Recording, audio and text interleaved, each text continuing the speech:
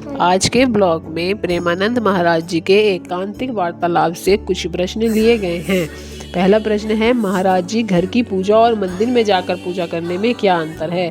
पूज्य महाराज जी ने उत्तर दिया, यदि आप घर में 1000 माला नाम जप करते हैं तो उसका उतना ही फल मिलेगा जितना गौशाला में 100 माला जपने से या किसी प्रसिद्ध देवालय में बैठकर 1 माला जपने से मिलता है। वह 1 माला आपकी 1000 मालाओं के बराबर होगी। इससे भी श्रेष्ठ है धाम में भजन करना। यदि आप वृंदावन धाम में 1 माला जपते हैं तो वह 1 लाख माला के बराबर फल देती है।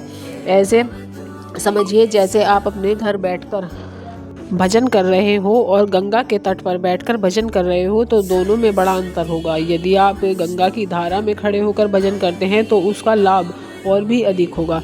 इसीलिए जब किसी के मन में भगवत प्राप्ति का तीव्र लालसा होती है तो वह तीर्थ की यात्रा करता है, संतों का संग करता है और देवालय के दर्शन करता है, क्योंकि इससे हृदय पवित्र होता है। आप लोग जो धाम आए हैं वहाँ मनोरंजन मत करो। यहाँ आकर उपवास, परिक्रमा, दान जैसे पुण्य कर्म करने चाहिए और किसी भी प्रकार के पाप या गंदे आचरण से बचना चाहिए। यह स्मरण रखें कि धाम में किए गए पुण्य यदि लाख गुना फल देते हैं तो यहाँ किए गए पाप भी लाख गुना होकर भारी दंड का कारण बन जाते हैं। दूसरा प्रश्न है, गुरुजी ऐसा क्या क्या करें जिससे नाम जप खूब अधिक से अधिक हो।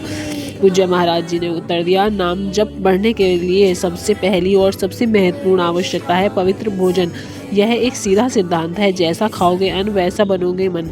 यदि आप भजनानंदी मन बनाना चाहते हैं तो उसकी शुरुआत भोजन से होती है। याद रखें, जिसका भोजन सूखा साखा होगा उसका भजन सरल भावपूर्ण होता है और जिसका भोजन सरल, स्वादिष्ट, चटपटा होता है उसका भजन नीरस हो जाता है। नाम जप बढ़ाने के लिए इन बातों का विशेष ध्यान रखना चाहिए। पहले है नकारात्मक कर्मों से बचाव। किसी की निंदा ना करें, और ना सुने व्यर्थ की बातें और गंदे दृश्य जैसे मोबाइल में देखने से बचें। दूसरा है सकारात्मक कर्मों का अभ्यास। केवल सात्विक और पवित्र भोजन करें और वहाँ भी ठाकुर जी को भोग लगाकर ही प्रसाद रूप में ग्रहण करें। वस्त्र, स्थान आदि की शारीरिक पवित्रता का ध्यान रखें। नियमित रूप से शास्त्र स्वाध्याय करें, सत्संग सुने और परोपकार के कार्य में लगे। एक बात का ध्यान रखें, भजन करने से वह सद्गुण प्रकट होते हैं जो साथ में अहंकार रूपी दोष भी सिर उठा सकते हैं। यदि साधक इस अहंकार से भी नहीं संभलता तो उसका पतन हो सकता है।